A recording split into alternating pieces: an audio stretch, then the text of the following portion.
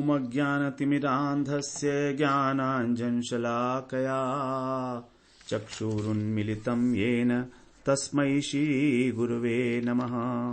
वाञ्छाकल्पतरुभ्यश्च कृपा सिन्धुभ्य एव च पतितानां पावनेभ्यो वैष्णवेभ्यो नमो नमः। नमो महावदन्याय कृष्णप्रेम प्रदायते कृष्णाय कृष्ण चैतन्य नाम्ने गौरत्विषे नमः। हे कृष्ण करुणा सिंधो दीनबंधो जगत्पते गोपेश गोपिका कांत राधा कांत नमोस्तुते। तप्त कांचन गौरांगी राधे वृंदावनेश्वरी वृषभानुसुते देवी प्रणमामि हरिप्रिये। वृंदायै तुलसीदेव्यै प्रियायै केशवस्य च कृष्णभक्ति प्रदे देवी सत्यवत्यै नमो नमः। श्री कृष्ण चैतन्य प्रभो नित्यानंद श्री अद्वैत गदाधर शिवासादि गौर भक्त वृंद। हरे कृष्णा कृष्णा कृष्णा हरे हरे हरे राम राम राम हरे हरे। हरे कृष्णा। सर्वप्रथम मैं अपने गुरुपाद पद्म ओम विष्णुपाद अष्टोत्तर शत श्री श्रीमद् भक्ति वेदांत माधव गोस्वामी महाराज के चरण कमलों में अनंत कोटि दंडवत प्रणाम ज्ञापन करता हूं। श्रीमद् भगवद गीता के 18वें अध्याय में अर्जुन और कृष्ण अर्जुन संवाद का ये अंतिम श्लोक 73वां श्लोक 73, जिसमें अर्जुन भगवान के प्रश्न का उत्तर दे रहे हैं कि क्या उन्होंने भगवद गीता का उपदेश एकाग्र चित्त से सुना, क्या उनका मोह नष्ट हो गया है। इस प्रकार का जो प्रश्न है भगवान का, उसका उत्तर अर्जुन दे रहे हैं 73वें श्लोक में। नष्टो मोह स्मृतिर्लब्धा त्वत्प्रसादान्मयाच्युत स्थितोऽस्मि गतसन्देह करिष्ये वचनं तव। मेरा मोह नष्ट हो गया है, मुझे स्मृति की प्राप्ति हो गई है आपकी कृपा से। हे अच्युत, मैं अपने स्वरूप में स्थित हो गया हूं, मेरा संदेह नाश हो गया है। अब मैं आपने जो कहा आपके वचनों का पालन करूंगा। ये 5 बातें अर्जुन ने यहां पर बताई हैं। तो जो 4 बातें हैं, मोह का नष्ट होना, स्मृति का प्राप्त होना, संशय का नाश होना और स्वरूप में स्थित होना, इन सब का कारण है भगवान का कृपा। और भगवान की कृपा से जब हो गया, तब अब अर्जुन जो हैं तैयार हो गए हैं भगवान के वचनों का पालन करने के लिए। तो हम किसी के वचनों का पालन तभी करते हैं जब हमारे अंदर किसी प्रकार का कोई संदेह ना हो, उसके ऊपर पूरी श्रद्धा हो, उसकी कृपा का अनुभव हो रहा हो। बिना उसकी कृपा का अनुभव किए, बिना उसके प्रति श्रद्धा हुए हम अपने गुरु की आज्ञा का पालन नहीं करते। ऐसा है। आज्ञा पालन करने के लिए भी ये आवश्यकताएं हैं कि अगर श्रद्धा नहीं है तो आज्ञा पालन नहीं कर पाएंगे हम। तो यहां पर अर्जुन कह रहे हैं नष्टो मोह है, मेरा नष्ट हो गया मोह। अर्जुन को ये जानकारी है कि उनके हृदय के अंदर मोह उत्पन्न हो गया है। वो मोह को अच्छा नहीं मान रहे हैं। अगर वो मोह को अच्छा मानते तो तमोगुणी कर्ता हो जाते। विषादी दीर्घ सूत्री च, जो अपने विषाद को पकड़ के बैठ जाता है। लेकिन वो तामसिक नहीं है, वो तामसिक कर्ता नहीं है, वो निर्गुण भक्त हैं भगवान के। तो तत्कालिक रूप से उनके अंदर जो मोह देखा जा रहा था, उस मोह को ही उन्होंने अपने कल्याण का साधन बना लिया, परम कल्याण का साधन। और भगवान से कहा कि अब मैं आपकी शरण में हूं, आप मेरे लिए जो भी मार्ग श्रेष्ठ समझते हैं, कल्याणकारक समझते हैं, वो मुझे बताइए। बड़ी महत्वपूर्ण बात है। जब हम किसी महान दुख से अभिभूत होते हैं तो हमारी क्या मनस्थिति होती है, हमारी उस शोक को दूर करने के लिए क्या अप्रोच होती है। क्या हम उस दुख से तत्कालिक मुक्ति चाहते हैं, अपने मन को डाइवर्ट करके, जो हम प्रायः करते हैं। टेलीविजन देखने लगेंगे, उसके अंदर कोई एपिसोड, कोई क्रिकेट का मैच, कोई न्यूज सुनने लगेंगे, अथवा कहीं पिक्चर चले जाएंगे बाहर मूवी देखने के लिए, अथवा कहीं रेस्टोरेंट में चले जाएंगे, अथवा अपने दोस्तों के साथ चले जाएंगे, अथवा अपने ऑफिस के अंदर काम करने लगेंगे। ये सब मन को डाइवर्ट करने के बाह्य तरीके हैं उस महान शोक से निकलने के लिए। ये कारगर तरीके नहीं है। दुख तो रह गया अंदर, उसका समूल नाश नहीं हुआ, वो तो दोबारा पैदा हो जाएगा दूसरा किसी अवसर पर। अथवा हम उस परिस्थिति को अपनी सुकृतियों का फल समझें कि देखो भगवान ने मेरे ऊपर कृपा की कि मुझे दुख दिया, और अब इस दुख का अवलंबन करके ही मैं अपने उद्धार के लिए प्रयत्नशील होऊंगा। ये कोई साधारण बात नहीं है। कोई साधारण व्यक्ति ऐसा नहीं सोचता है। ये एक असाधारण सोच है।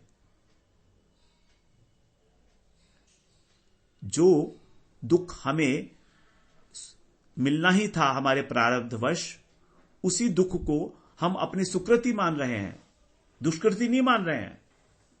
तत्व अनुकंपाम सुसमीक्षमाणो, अच्छी प्रकार से हमने समीक्षा करके देख लिया कि ये जो दुख मिला है हमको, ये हो सकता है किसी पाप का फल हो, लेकिन उसके साथ मेरी सुकृतियां भी बहुत हैं। उन सुकृतियों का आश्रय लेके अब मैं अपने आत्म उद्धार के लिए तत्पर होऊंगा, प्रयत्नशील होऊंगा। हमारे पास दोनों ऑप्शंस हैं, या तो हम डाइवर्ट कर दें अपने मन को, और या हम अपने मन को भगवान में नियोजित करने के लिए प्रयासरत हों। परमार्थ की बातें हमें तभी समझ में आती हैं जब हम दुखी होते हैं, नॉर्मल कंडीशंस में नहीं आती हैं। जब घर में किसी की मृत्यु हो जाती है तो शोकाकुल परिवार जो है वो पाठ कराता है, गीता, भागवत, रामचरितमानस या गरुड़ पुराण का पाठ तो होता ही है कई घरों में, तभी उसको सुनना अच्छा लगता है। अगर नॉर्मल टाइम में ये बातें होंगी तो उसको अच्छा ही नहीं लगेगा। अरे क्या लेके बैठ गए तुम लोग, हर वक्त गीता, हर वक्त महाभारत, महाभारत नहीं, हर वक्त भागवत, रामचरितमानस, बस इसके अलावा और कोई काम ही नहीं है तुमको। ये बड़ी कैजुअल सी अप्रोच है, बड़ी डेरोगेटरी अप्रोच है लाइफ के प्रति। इतनी प्रेशियस लाइफ है हमारी, this human life, and we are wasting it like anything. तो जहां तक अर्जुन के मोह का संबंध है, पहले भी अर्जुन कह दिए एक बार कि मोहायम विगतो ममा, लेकिन वहां पर ऐसा कहने के दो कारण लगते हैं। नष्टो मोह यहां कह रहे हैं, यही बात पहले भी कह चुके हैं, मोह अयम विगतो मम है, मेरा मोह विगत हो चुका है। विगत माने दूर जा चुका है, मुझसे दूर हो गया है। तो दो कारण हो सकते हैं वहां पर यह बात कहने के, 11वें अध्याय के पहले श्लोक में। एक तो 10वें अध्याय में जब अर्जुन ने भगवान की विभूतियां श्रवण करनी की, क्योंकि 11वें अध्याय में है ना, तो बहुत सारी विभूतियां भगवान ने वहां पर अपनी बताई थी। यद्यपि भगवान के अनुसार वो बहुत संक्षेप में ही बताई गई थी, क्योंकि भगवान की विभूति तो अनंत है, उनका तो कोई पार ही नहीं है। लेकिन वो भी इतनी विलक्षण थी कि अर्जुन आश्चर्य में डूब गए कि ओह, ये है आपकी विभूतियां। विभूति का अर्थ है वैभव। जैसे राजा होता है ना, तो राजा का जो राज्य है वो उसका वैभव है। राजा की जो सेना है, रानियां हैं, राजकुमार हैं, मंत्री हैं, प्रजा है, उसका जो भंडार है धन का, उसका कोष जो है उसका धन का कोष है, उसकी पूरा साम्राज्य है, ये वैभव है उसका। ऑपुलेंस जिसे बोलते हैं इंग्लिश में, ऑपुलेंस है वो। ऐसे ही भगवान की ही ये इस संसार के अंदर ऑपुलेंस दिखाई देती है। भगवान ने कहा कि ये जो सनकादिक ऋषि हैं, ये जो नारद जी हैं, ये जो मनु हैं, ये सब मेरी विभूतियां हैं। एवरीथिंग जो भाव दिखाई देते हैं, अहिंसा, समता, तुष्टि, तपोदानम, यशो यश, ये भी सारी मेरी विभूतियां हैं, जितने भाव हैं। सब कुछ तो भगवान ने वहां पर गिना दिया है 10वें अध्याय में। अब अर्जुन की आंखें विस्फारित हैं आश्चर्य से। अरे ये क्या, ये तो कमाल हो गया। मैं तो इन्हें सोच रहा था कि केवल ब्रजेंद्र नंदन है, श्याम सुंदर, वसुदेव नंदन है, लेकिन ये तो अखिल कोटि ब्रह्मांड नायक हैं जो मेरे सामने खड़े हुए हैं। इतने विभूर हो गए, इतने अभिभूत हो गए अर्जुन इस बात से, भगवान की विभूतियों से। और जब भगवान ने बाद में कहा एकांशेन स्थितो जगत, कि ये सारी की सारी विभूतियां मेरे अंश में स्थित हैं, तो उनको बहुत ही आश्चर्य हुआ।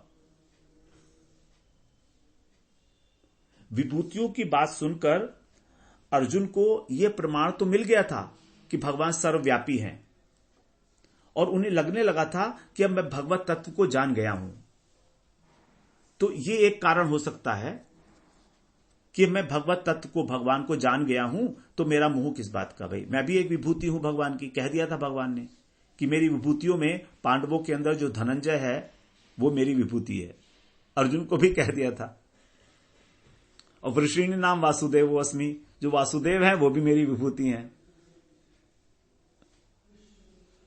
तो अर्जुन को लग गया था कि हां, जब सब भगवान की विभूतियां हैं तो फिर क्या लड़ना, कौन कौन अपना है कौन पराया, ऐसा हो गया था उनको। इसके अतिरिक्त ये एक कारण हो सकता है। इसके अतिरिक्त जब भगवान ने कहा एकांशेन स्थितो जगत 42वें श्लोक में, तो अर्जुन के हृदय में एक नया प्रकाश, एक नई स्फूर्ति पैदा हो गई कि अरे इतना सब कुछ और इसके अलावा भी बहुत कुछ, वो सारा का सारा भगवान के एक अंश में स्थित है, जो सामने मेरे सामने खड़े हुए हैं रथ के ऊपर सारथी के रूप में, छोटे से अंश में कहीं स्थित है। बताइए तो वो कैसा विलक्षण स्वरूप होगा इनका, जो पूरा होगा, समग्र रूप। तो हृदय के अंदर जब उनके इस प्रकार का एक ज्ञान का प्रकाश उत्पन्न हुआ, तो उन्होंने समझा कि मेरा मोह नाश हो गया। देखिए, जब भी हम किसी वस्तु के तत्व को समझ लेते हैं ना, तो हमें लगता है कि हम अब हां ठीक हो गए, हमारे अंदर जो मोह था, हमारे अंदर जो अज्ञान था वो नष्ट हो गया है। लेकिन वास्तव में वो नष्ट हुआ नहीं होता है, अनुभव नहीं हुआ होता। वो एक सडन सी एक रिफ्लेक्शन थी भगवान की, अनुभूति थी एक प्रकाश की।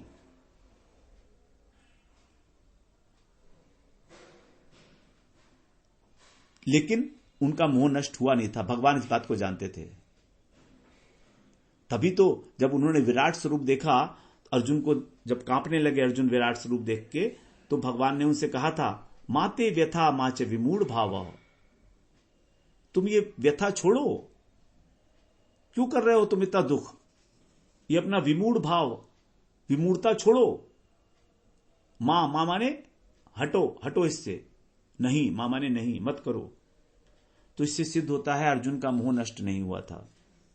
लेकिन भगवान के विषय में इतनी आश्चर्यजनक बातें सुन के उन्हें ऐसा लगने लगा था कि उनका मोह नष्ट हो गया है।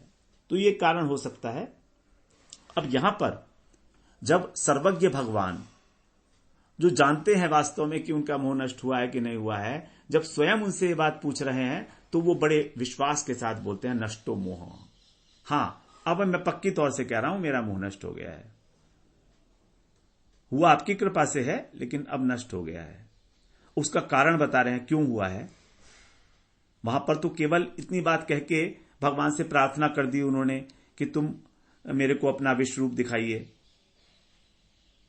अब यहां पर उसको बता रहे हैं कि क्यों नष्ट हुआ है, उसका कारण बताता हूं मैं आपको। फिर आगे कह रहे हैं स्मृति लब्धा, कसौटी क्या है मोह नष्ट होने की, कैसा पता लगेगा कि नष्ट हुआ है। तो कहते हैं मुझे अब स्मृति की प्राप्ति हो गई है। पहले मैं अपने कर्तव्य कर्म से विमुख होकर घबराया हुआ था, अब मेरे को किसी प्रकार का कोई भय नहीं है, क्योंकि मुझे पता लग गया है कि मैं कौन हूं। मुझे पता लग गया है, स्मृति हो गई है। आपने मुझे याद दिला दिया, आपकी कृपा से मुझे समझ में आ गया है मैं कौन हूं। तो स्मृति के दो लक्षण बताए गए हैं। योग दर्शन में स्मृति का लक्षण बताया है अनुभूत विषय सम प्रमोष स्मृति। अनुभूत विषय, जो विषय हमारी अनुभूति का है उसको न भूलना, अर्थात उसका प्रकट हो जाना, वो स्मृति है। जैसे हमें किसी बात का स्मृति है, मान लीजिए बचपन में हमने कोई एक विशेष फल कभी खाया होगा।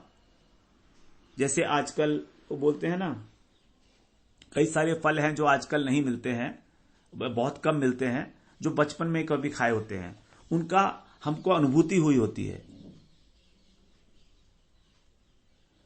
तो वो अनुभूति जिस फल के टेस्ट करने की हुई है, वो अनुभूति दोबारा से प्रकट हो जाए, दोबारा से हमारी स्मृति पथ पर आ जाए,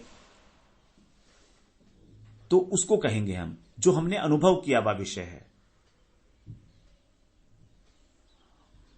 और दूसरा इसका जो न्याय शास्त्र में स्मृति की परिभाषा दी गई है, वो कहना है संस्कार मात्र जन्यम ज्ञानम स्मृति। जो संस्कार मात्र से उत्पन्न हो और ज्ञान रूप हो, उसको स्मृति कहते हैं। संस्कार मात्र जन्यम ज्ञानम स्मृति, लगभग एक ही चीजें हैं दोनों, क्योंकि संस्कार उसी चीज का पड़ता है जिस चीज का अनुभव हो चुका है। तो संस्कार मात्र जन्यम, उस संस्कार से उत्पन्न जो ज्ञान है उसको स्मृति कहते हैं। अब संस्कार किसका पड़ता है हमको?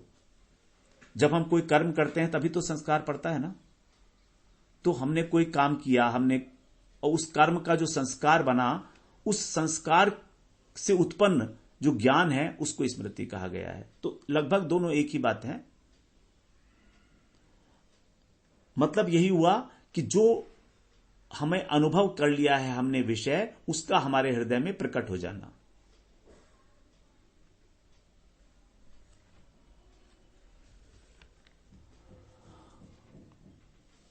अब ये जो यहां पर स्मृति की बात कर रहे हैं, ये अर्जुन को प्राप्त हुई है भगवत कृपा से। इमीडिएटली इसके बाद बोला अर्जुन ने त्वत्प्रसादात् मयाच्युत। तो ये स्मृति जो हुई है वो भगवत कृपा से प्राप्त हुई है, अनुभूत विषय का प्रकट हो जाना भगवान की कृपा से प्राप्त हुई है। इसलिए अब दोबारा इसकी विस्मृति का प्रश्न नहीं उठता। एक बार हो गई तो हो गई, लेकिन अब तो भगवान की कृपा हो गई, तो अब कभी नहीं मिटेगी। और भगवान की विस्मृति होने का कारण यह है कि हम इस संसार को असत वस्तु जानते हैं, तो भी इससे हम तत्कालिक सुख प्राप्त करने की आशा से वो जो भगवत स्मृति है हमारी, वो सोई रहती है। देखिए, आत्मा भगवान का अंश है। आत्मा के अंदर आत्मा ज्ञान स्वरूप भी है, तो आत्मा को यह ज्ञान है कि वो भगवान का अंश है। गर्भ के अंदर जब बच्चा होता है मां के, तो वो गर्भ से बाहर निकलने से पहले भगवान की स्तुति करता है। श्रीमद् भागवत पुराण में देवहूति और कपिल देव के उपाख्यान में कपिल देव जी कह रहे हैं कि वो भगवान की बड़ी सुंदर स्तुति करता है, तत्व ज्ञानमयी स्तुति करता है। वो कहता है कि मैं आपका अंश हूं, मैं ये जानता हूं कि मैं आपकी सेवा मुझे करनी चाहिए, लेकिन अनेक अनंत जन्मों से मैंने आपकी कभी सेवा नहीं की। अब इस बार आप मुझे इस नरक से बाहर निकाल दीजिए, मैं आपकी सेवा करूंगा। उसको ये ज्ञान है कि वो भगवान का अंश है। जब वो गर्भ में होता है तो उसको एक अपने निकट में ही बड़ा सुखद अनुभव होता है, परम शांति का अनुभव होता है गर्भ में। जबकि गर्भ में वो बहुत तड़पता है, क्योंकि मां के अंदर जो गर्भ में जो कीड़े वगैरह हैं और जो तीक्ष्ण पदार्थ खाती है मां, वो सब उसके शरीर में बहुत चुभते हैं, उसको बहुत संतप्त कर देते हैं। नरक की भांति है वो गर्भ में रहना नरक की भांति है। सारे हाथ पैर को सिकड़े हुए लेटा हुआ है वहां पर, उल्टा लटका हुआ है मां के गर्भ में। सोचिए तो सही, हमको कोई उल्टा लटका देगा तो क्या हाल होगा हमारा, और हाथ पैर बंधे हुए हैं पूरे। इस प्रकार से वो बड़ा दुख अनुभव कर रहा है और चारों तरफ से उसको कीड़े काट रहे हैं। जो भी मां खट्टे पदार्थ या मिर्च युक्त पदार्थ खाती है, वो सब उसके कष्ट मिलता है उसको, बच्चे को। तो वहां पर वो भगवान की बड़ी अच्छी स्तुति करता है और ये भी कहता है भगवान से कि मैं आपका भजन करूंगा बाहर निकलते ही। फिर तभी उसको ये ख्याल में आता है कि अरे अरे, ये मैं क्या कह गया, अभी तो भगवान बिल्कुल मेरे पास में ही है, बड़ा अच्छा लग रहा है मुझको। भगवान का उसको बड़ा सुखद अनुभव होता है। इतने बड़े नरक में पड़े होकर भी वो भगवान से कहता है, नहीं, मैं यहीं पर ही ठीक हूं, आप मुझे बाहर मत निकालो, क्योंकि मुझे पता है कि बाहर निकलते ही मैं अपनी ये बात जो मैं आपसे कह रहा हूं, जो मैं आपसे प्रॉमिस कर रहा हूं, ये भूल जाऊंगा। तो संसार कूप में मुझको भेजने से अच्छा है कि मैं यहीं पर पड़ा रहूं, क्योंकि आपकी उपस्थिति के कारण मुझे बड़ा सुखद अनुभूति हो रही है। तो वहां पर जो गर्भस्थ शिशु है, उसकी आत्मा को भगवान की अनुभूति होती है, सुखद अनुभूति होती है, कष्ट में पड़े होते हुए भी। इस प्रकार से जब वो प्रार्थना कर ही रहा होता है, भगवान की स्तुति कर रहा होता है, तभी जो माता के अंदर जो अपान वायु है, उसका प्रेशर उसको बाहर निकल देता है, बाहर धकेल देता है, और वो बाहर आ जाता है। और जो कुछ भी उसने स्तुति की थी, जो कुछ भी उसको अपने पुराने जन्म का सारा अनुभव था, वो सब भूल जाता है, विस्मृत हो जाता है। इस संसार में आते ही वो इतना उसको कष्ट होता है बाहर निकलते हुए, कि उस कष्ट की अतिशयता के कारण उसकी जितनी भी स्मृति थी वो सारी विस्मृति हो जाती है। और फिर यहां आकर संसार में वो तत्कालिक सुख खोजता है। भूख प्यास लगती है, रोने लगता है, सोचता है कि कैसे मुझको सुख मिले, कैसे मुझे सुख मिले। यही हमारी विस्मृति को सुलाए रखता है, भगवत स्मृति को, कि हम भगवान के दास हैं। ये स्मृति हमारी सुप्त रहती है। तो ये स्मृति जो है हमारी अंतःकरण की वृत्ति नहीं है, ये जड़ नहीं है स्मृति, केवल सोई हुई है। सोने का कारण इसका यह है कि हमारी आदर बुद्धि है संसार के प्रति। यदि संसार के प्रति हमारी आदर बुद्धि, महत्व बुद्धि ना हो, तब संभावना होती है इस स्मृति के जागने की। यदि हम इस संसार को भगवान के शब्दों में दुखालयम अशाश्वतम मान लें, लेकिन हम मानेंगे क्या? नहीं मानते। भगवान ने कहा 8वें अध्याय में, संसार क्या है? दुखालयम अशाश्वतम, दुखों का आलय है, भंडार है, और अशाश्वत है, अनित्य है। तो भी हम नहीं मानते। हम सोचते हैं नहीं, इस संसार में बहुत सुख है। तो हमारी स्मृति केवल आवृत है हमारी इस मान्यता से कि संसार में सुख है। यदि आवरण हट जाएगा तो हमारी स्मृति का प्राकट्य हो जाएगा। और गुरु क्या करते हैं? हमको वही स्मृति जो है जगाते हैं, जगाने का प्रयास करते हैं अपने उपदेश के द्वारा, अपनी वाणी के द्वारा। संसार आसक्ति को ही छुड़वाना चाहते हैं गुरुदेव हमारे। साधु अपनी उक्ति के द्वारा ही, संत एवास्य छिंदंती मनोव्यासंगम उक्ति भी, संत एवास्य छिंदंती, छेदन करते हैं हमारा मनोव्यासंगम उक्ति भी। अपनी उक्ति के द्वारा, अपनी वाणी के द्वारा मन का जो संसार के अंदर आकर्षण है, व्यासंगम, संग के साथ व्या लगा दिया, उपसर्ग, अत्यधिक आकर्षण है, प्रसक्त काम भोगेशु, जिसको भगवान ने कहा है, तो उसको छेदन करते हैं हमारा संत, हमारे गुरुदेव, हमारे साधु, हमारे वैष्णव। इसीलिए अर्जुन ने यहां पर कहा स्मृतिर् लब्धा। ये मैंने अपने प्रयास से कोई इसको प्राप्त नहीं किया, ये तो आपकी कृपा थी। आपकी कृपा थी कि जो आवरण था वो हट गया और स्मृति प्रकट हो गई, प्रकाशित हो गई। स्मृतिर् लब्धा। जो तत्व पहले से मौजूद है वो केवल प्रकट हो गया, वही है स्मृति। और आवरण हट गया, यह है लब्धा। आवरण का हटना है लब्धा, लाभ हो गया। लाभ तो था पहले से ही। तो अपने स्वरूप की विस्मृति अर्थात भगवत विमुखता, इसका नाश होना ही स्मृति है।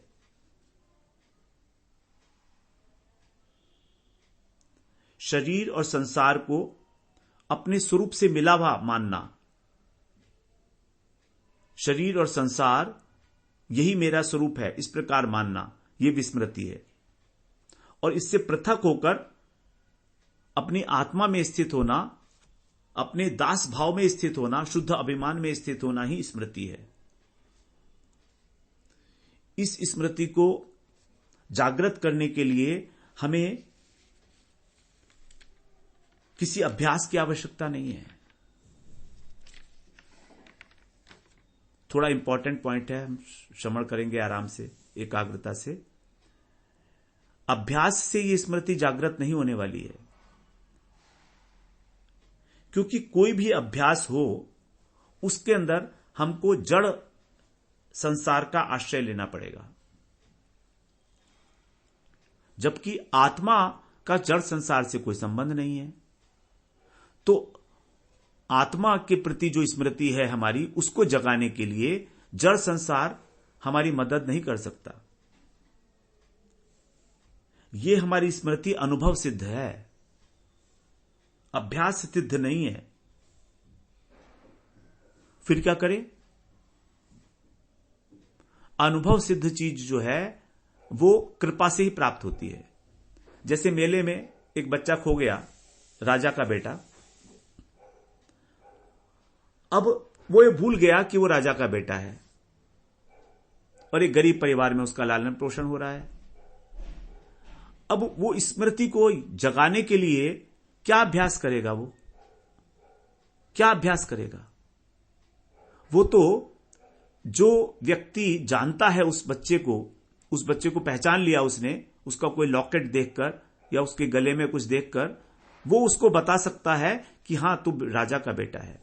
तो उस व्यक्ति की कृपा से उसकी स्मृति जागृत होगी। इसमें अभ्यास काम नहीं करेगा।